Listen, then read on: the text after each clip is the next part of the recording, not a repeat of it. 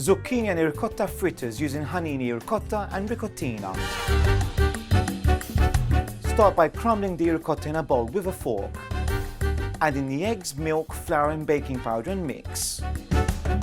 Next, add in salt, pepper, grated zucchini, spring onions and fresh chopped basil. Grate in half of the Rikottina cheese and mix well. Fry spoonfuls of the mixture in a non-stick pan on both sides till golden brown. Let's make the lemon basil mayo. Place the lemon zest, lemon juice, garlic, basil leaves and mayonnaise in a food processor and blitz. Serve the fritters with extra Rikottina grated on top and the zesty basil and lemon mayo on the side.